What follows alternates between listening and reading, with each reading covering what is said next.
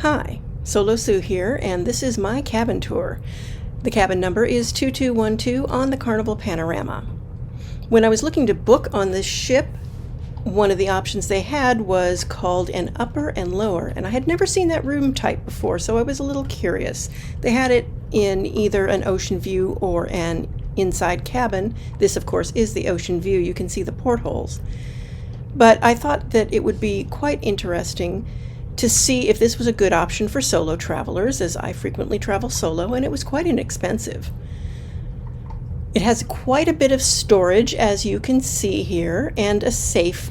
In just a little bit, I will do a comparison on something that I always bring with me, which is my iPad Pro, for size, to see if this safe will keep it secure or not. But in the meantime, you can see we have drawers, we have shelves, we have tons of storage in this cabin, considering it's a very small cabin. This is just the laundry information that they give you in case you want to have laundry done. You can just take that out if you want to actually use that drawer, or you can put your things on top of it, which I think is what I did with it. And you have two full-length closets, which is quite generous.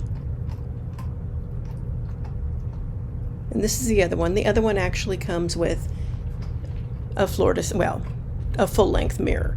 Not necessarily floor to ceiling, but it's a full-length mirror. You can use this, of course, to check your look before you go out. There is no other mirror that is quite that large in the cabin, so it's quite useful.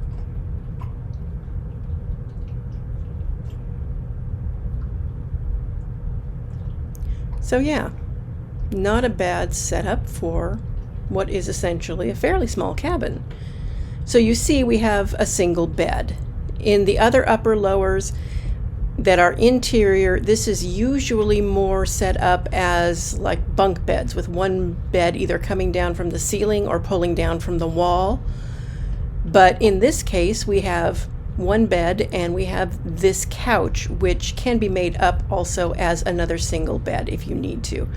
You cannot have them arranged together, however, which is the difference between the upper, lower, and all other cabins, basically.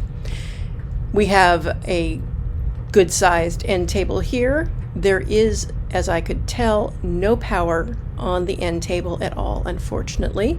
It's always useful when there's extra power outlets. You can see here on the desk, you've got two USB, plus you've got two US plugs, and then finally, if you go a little further, you've got the European style plug as well.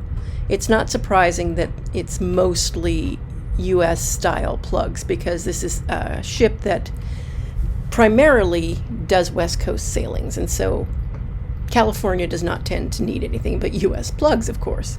You can see we have a very large TV. It's bigger than the one I have at home.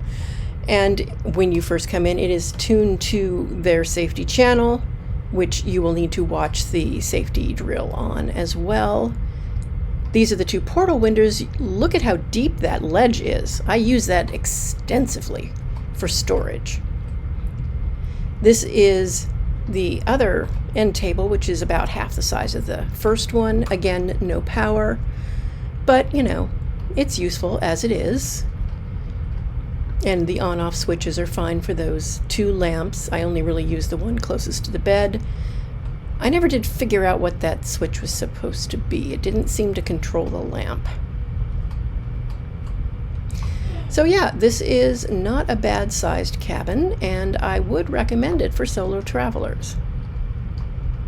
Now, for our safe, as I mentioned, I typically will use this iPad Pro, and it's not gonna fit, as you can see. Now, I was thinking, well, can I kind of wiggle it around, go sideways, make it fit?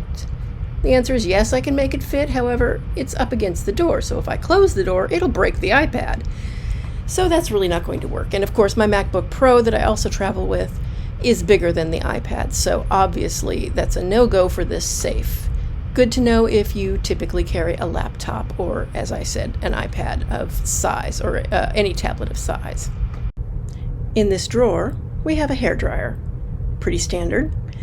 And although I didn't show it, the cabinet next to it is actually the refrigerator, which comes empty and is very useful for the water that I bought.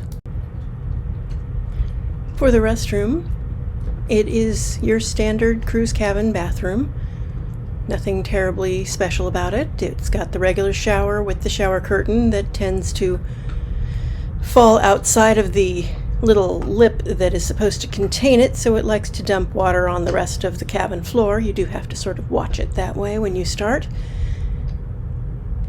Your standard, fixtures that you would expect. Towels. There is a clothesline in the shower, which is quite useful for drying anything that you have that's wet. I went a couple places that I went swimming, and so it was very nice to be able to hang those up to dry in between shore excursions, because it was one day to the next.